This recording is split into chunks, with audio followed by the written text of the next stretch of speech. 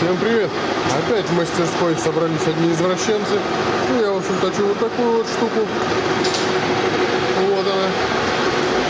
А здесь опять, эксплуатируют сверлильник в качестве фрезерного. Растачиваем балку под ремонтные, под втулку ремонтную для шкварнира. Опять с кофейком.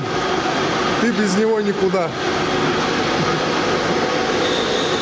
Ну, все готово.